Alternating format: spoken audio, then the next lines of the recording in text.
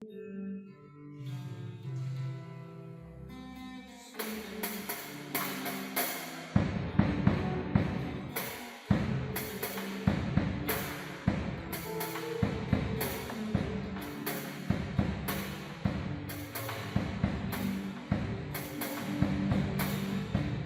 parable of the Good Samaritan is still with us.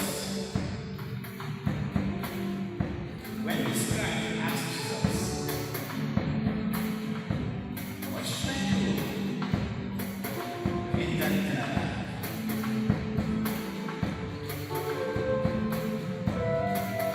Jesus gave us this parable to show us the nature of love. Love comes across boundaries. Do we love as the Good Samaritan? You only love, do you love your neighbor? You only love, do you love your neighbor? You only love, do you love your neighbor? Do you love your neighbor? Ask yourself, you call me Lord, do you love your neighbor? You call me Lord, do you love your neighbor? You call me Lord, do you love your neighbor? Do you love your neighbor? Ask yourself. You call me Lord, do you love your neighbor? You call me Lord, do you love your neighbor?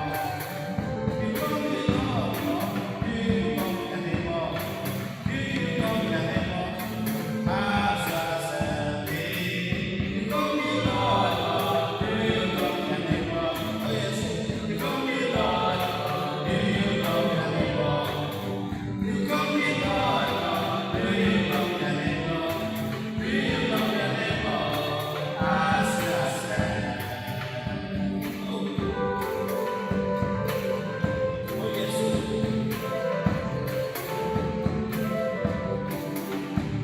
When you see a neighbor, you see trouble. You offer a helping hand. You help me in that moment with your needs.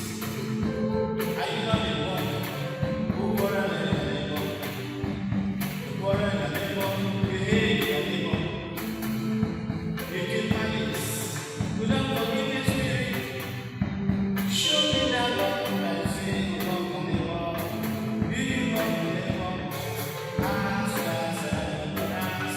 You call me Lord, do you love your neighbor? You call me Lord, do you love your neighbor? You call me Lord, do you love your neighbor? Do you love your neighbor? Ask yourself.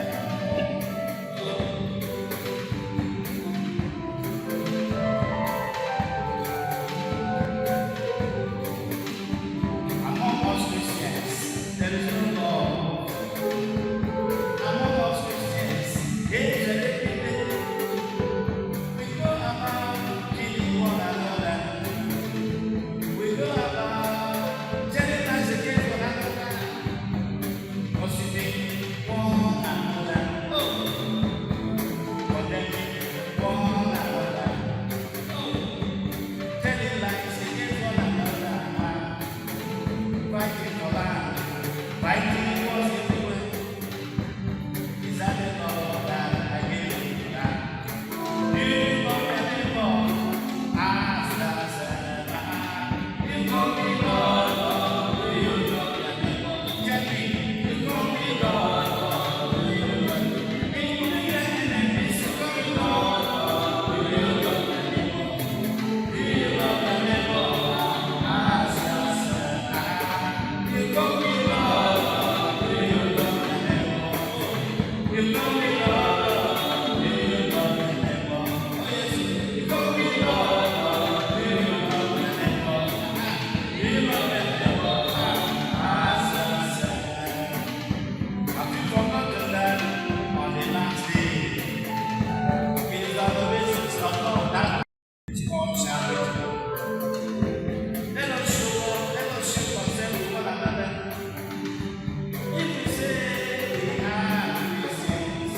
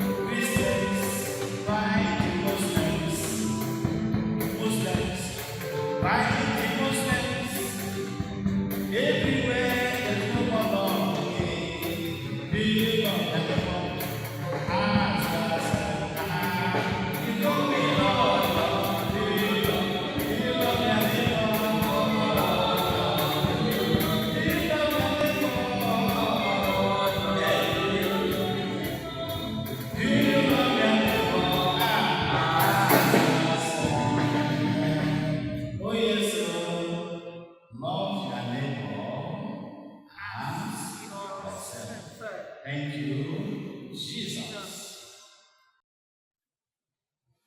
In the name of the Father, and of the Son, and of the Holy Spirit. Amen. Greetings, my dear friends.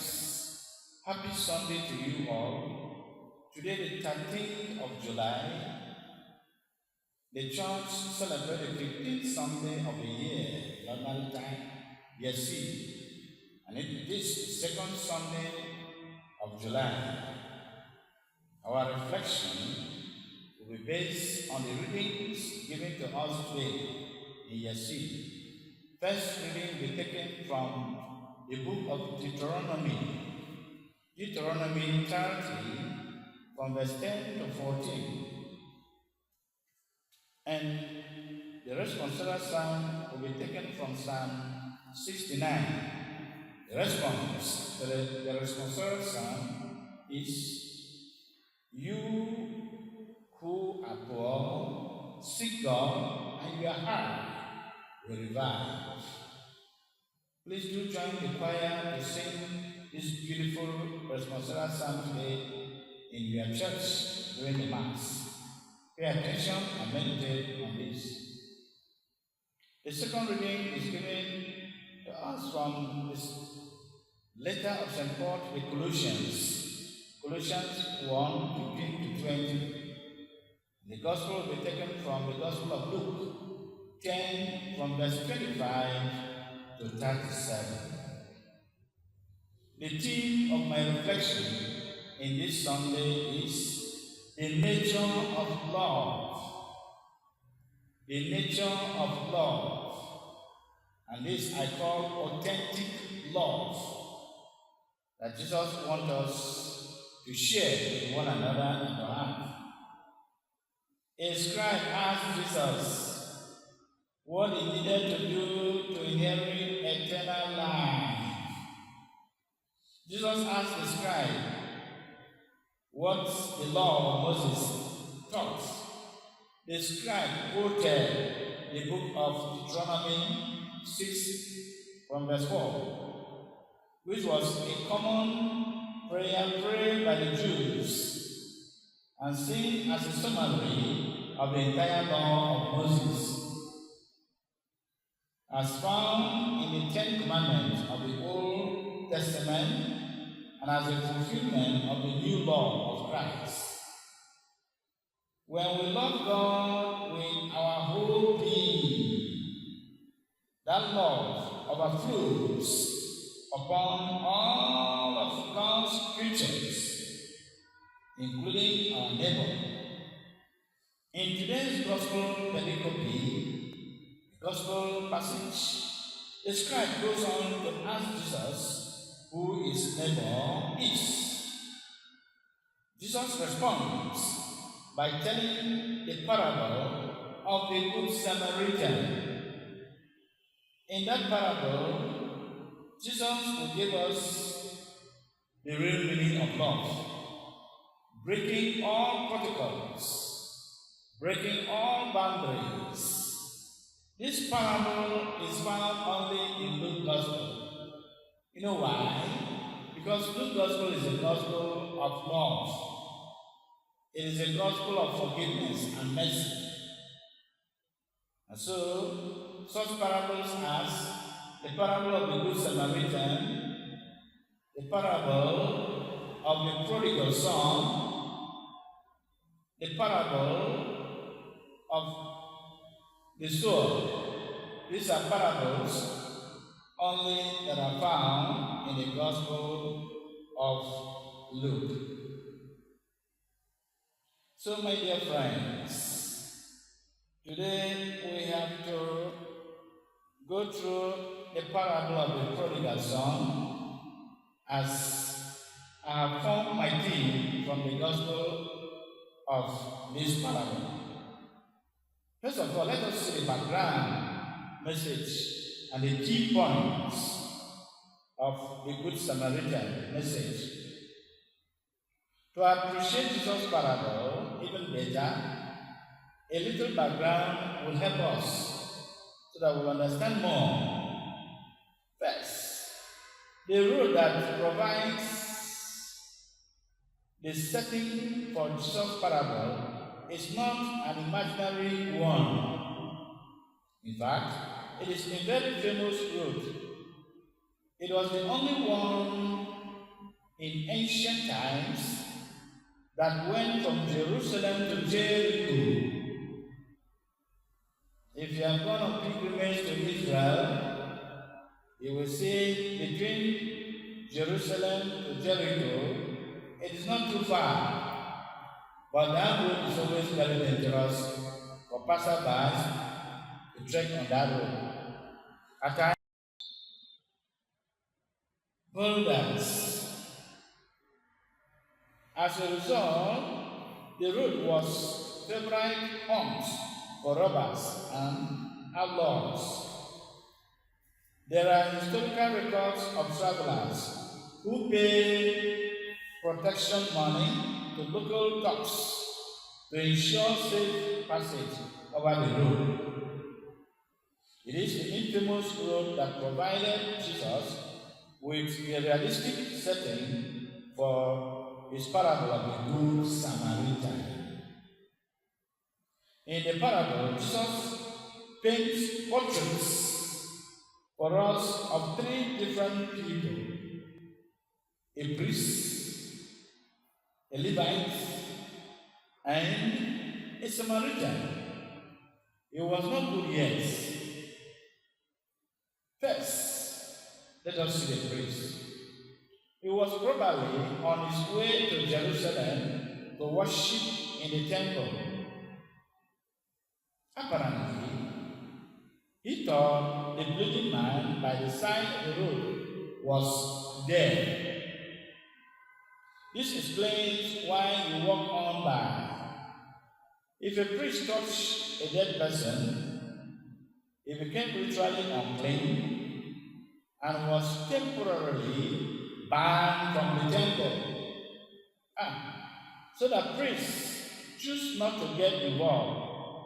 I remember during the period of Ebola in the world, especially in our country, Nigeria, we priests were advised not to touch the cups and people around. And so we kept strict to these laws. During the COVID, we also bound not to touch corpses. And so we kept so strictly and followed the doctor's prescription. We prefer the strict laws to the universality of the law of love. So we too are not free. Were it to be in the time of Jesus, maybe you have a message for us to be included among the priests who refuse to be involved out of what? Fear. Then the Levite, he was like a modern deacon, a higher sacristan. It's not clear why he walked on by.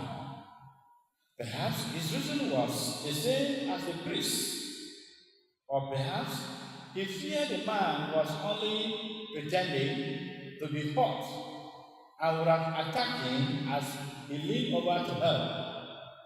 So the Levite chose not to help or get involved. Sometimes we do behave the same.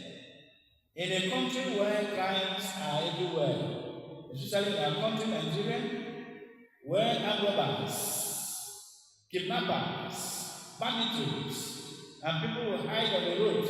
Sometimes they will throw something on the road. Sometimes they will fight each other. And when you stop to help, they will kidnap you and they will kill you. So sometimes you run away for your dear life. So we too are not exempted from here. Were it to be in the days of Jesus, physically here, you will have the same message for us too. Take note. Finally, there was a Samaritan.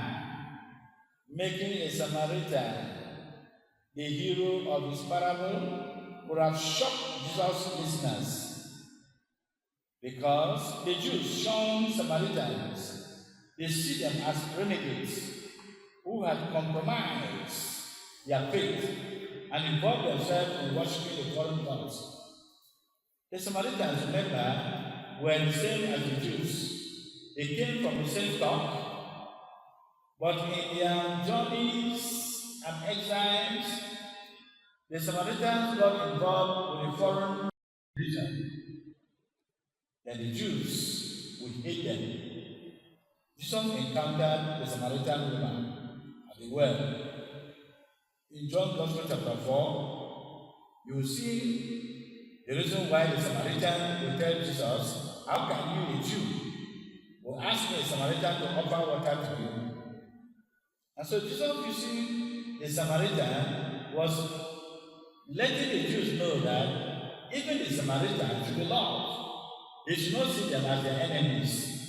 So Jesus uses the case of the Samaritan, the enemy of the Jews, to portray the point of the nature of love. We should love our love cut across even our enemies. Samaritans also were banned from the temple worship. Their religious contributions were refused by the Jews, and their testimony was not accepted in the court of love. Imagine. And these are the people Jesus will say that he became a good Samaritan. Remember when he healed the 10 lepers in Luke Gospel chapter 17? Were they not 10?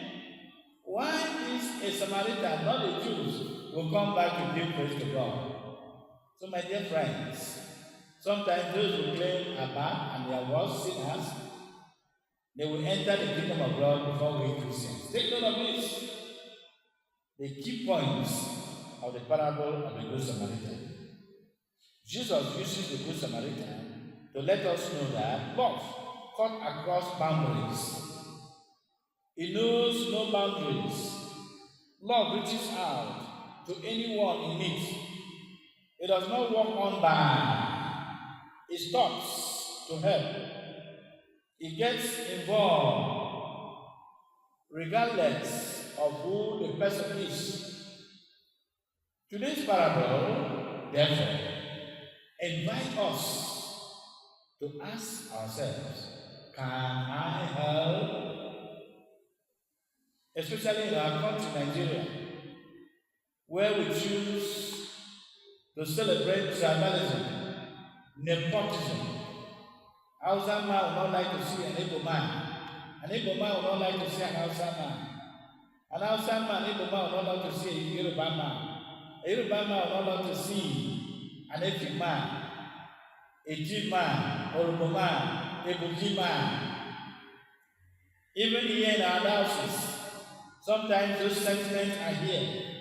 You are from Buki, you are from Obudu, Bite, you are from Ugel, Yako, you are from Abi, you are from Eko, you are from Yala, you are from Bikwara, you are from this and that.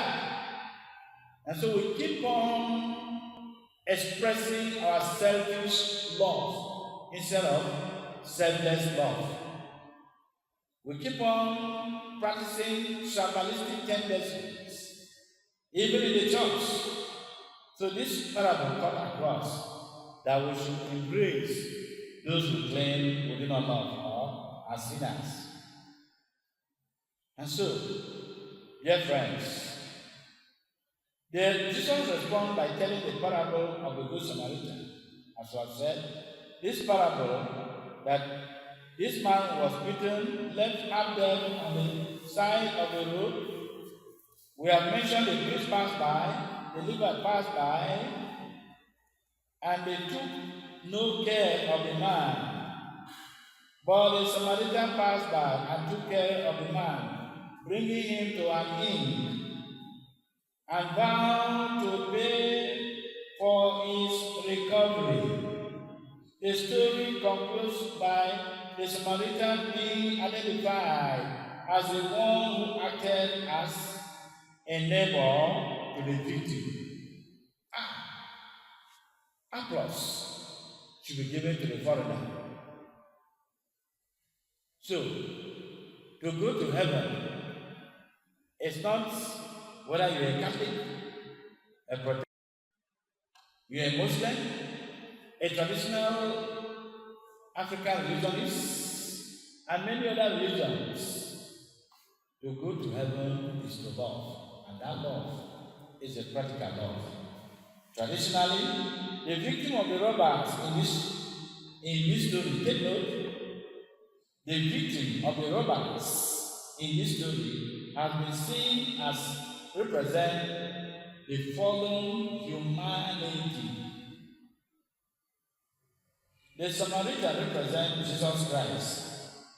Oh, the Son of God, the Savior of the world, who cared for fallen humanity. He heals us of our wounds of sins, the wounds inflicted upon us by sin, and he has provided for our every need. Jesus therefore has acted as a true neighbor to us, and he has become the first good Samaritan. And so Jesus also says, not only me alone to be a good Samaritan to you, you too go and do likewise. This is the core of our message. This is the love as he has loved us. Love is an action, not just a feeling or emotions. Love is much more than this.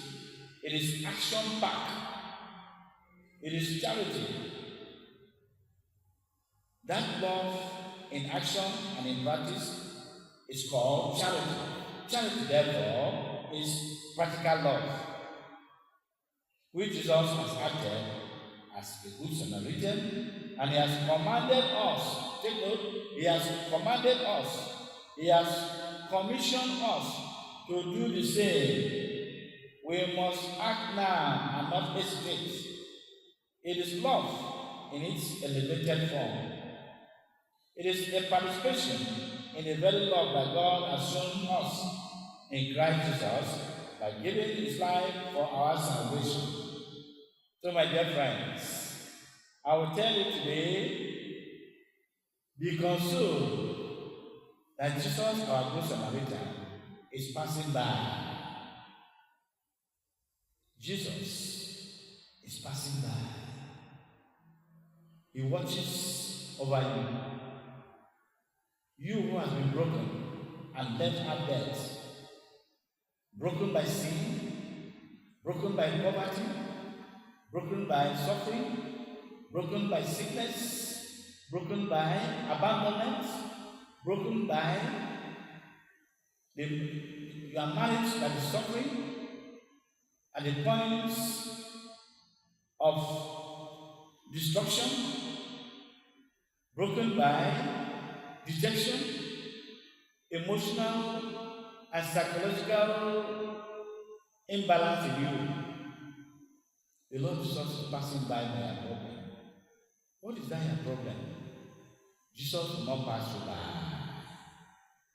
He is calling on you. Jesus wants to bandage your problems because He is a good Samaritan. Do not worry. Don't give up. He will pick you up. He will heal you. He will bandage you. And He will repair you because He remains eternally our good Samaritan. So, we are all called to devote ourselves to this same form of selfless and sacrificial love.